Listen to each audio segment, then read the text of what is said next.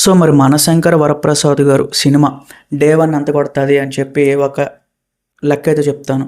ఇదేదో నా అంతటి నేను క్రియేట్ చేసుకుంది కాదు, మీకు చెప్తాను, ప్రూఫ్తో సహా చూపిస్తా. యాక్చువల్లీ ఇప్పుడు మనశంకర వరప్రసాద్ కన్నా ముందు జనవరి 9న 2 సినిమాలు రిలీజ్ అవుతున్నాయి. ఒకటి జననాయకను, రాజాసాబు. జననాయకన్ పక్కన పెట్టేయండి, అదొక చిన్న సినిమా, తెలుగులో చిన్న సినిమా, అంత ఇది కాదు. రాజాసాబ్ చాలా పెద్ద సినిమా. దాని తాలూకు టాక్ బాగుంది అనుకుంటే జనవరి 9, 10, 11 వెళ్తారు. బట్ మనకి భోగి పండగ కనుమ ఈ 3 రోజులు ఉన్నాయి కదా, అక్కడ వచ్చేటప్పటికి మాత్రం మనశంకర వరప్రసాద్ సినిమాకి ప్రిఫరెన్స్ ఇస్తారు. ఎందుకో కూడా చెప్తాను. ఇక్కడ రాజాసాబ్ సినిమా వాళ్ళు ఒక తప్పు చేస్తున్నారు అనమాట. ఏంటంటే టికెట్ రేట్స్ ఆల్మోస్ట్ 300 కన్నా ఎక్కువ పెడుతున్నారు. 300 రూపాయలు ఒక టికెట్. బట్ ఇక్కడ మనశంకర వరప్రసాద్ ఆ సినిమాకి అలా తప్పు చేయట్లేదు. 200, 190 అంతవరకు పెట్టారు. ఇప్పుడు మీరే జనరల్గా మన ఇద్దరు మాట్లాడుకుందాం. ఇప్పుడు రాజాసాబ్కి వెళ్తామా, మనశంకర వరప్రసాద్కి వెళ్తామా? సింగిల్గా అయితే రాజాసాబ్కి వెళ్ళిపోతాం, 300 పర్వాలేదు. ఫ్యామిలీతో వెళ్ళే వాళ్ళకి సినిమా అంతా చూపించాలి, ఒక షికార్కి వెళ్ళినట్టు ఉండాలి, ఫ్యామిలీకి ఏదో చూపించాలి థియేటర్ అని అనుకునే వాళ్ళకి ఆ సినిమాకి వెళ్తారు. ఫ్యామిలీ సినిమా మళ్ళీ ఖచ్చితంగా ఆ సినిమాకి ప్రిఫరెన్స్ కొంచెం ఎక్కువే ఉంటుంది. ఇది మీరు రాసి పెట్టుకోండి. అయితే మరి దీనికి రాజాసాబ్ యొక్క హిట్ ఆర్ ఫ్లాప్ టాక్ మీద కూడా డిపెండ్ అయి ఉంది.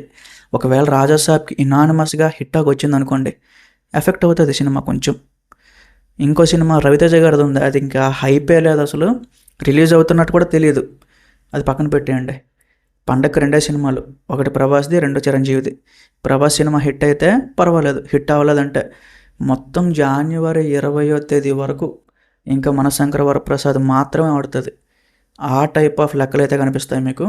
ఓపెనింగ్ అంటారా, ఖచ్చితంగా పడుతుంది. ఎందుకంటే జనవరి 12 ఒక మంచి డేట్. సో మనకి భోగి 14, సంక్రాంతి 15. సో పండగ సెలవులు కూడా కంటిన్యూస్గా స్టార్ట్ అయిపోతాయి. సో పండగ ముందు కొంచెం జనాలు ఖాళీగా ఉంటారు, ఖచ్చితంగా చూసేస్తారు. సో వరుస పెట్టి ఆల్మోస్ట్ 8 రోజుల వరకు ఫ్రీగానే ఉంటుంది సినిమాకి. రాజాసాబ్ కన్నా దీనికి ఎక్కువ రావచ్చు అన్న ఒపీనియన్. ఆబ్వియస్లీ ఫుల్ రన్ కూడా డిపెండ్ అయి ఉంటుంది, లాంగ్ రన్. మనకి మనశంకర వరప్రసాద్ అనే సినిమా జనవరి 30 వరకు వెళ్ళే అవకాశం ఉంది. ఎందుకంటే జనవరి మొత్తంలో ఏ సినిమా లేవు, ఒక్కటే ఉంది, మనశంకర వరప్రసాద్ లేకపోతే రాజాసాబ్. నాకు రాజాసాబ్ మీద ఫుల్గా కొడుతుంది. ఏమో ఒక మ్యాజిక్ జరిగితే తప్ప అది చెప్పలేం. ఇప్పుడు మన లాస్ట్ సంక్రాంతి తీసుకోండి, గేమ్ చేంజర్ వచ్చింది, డాకు మహారాజ్ వచ్చింది.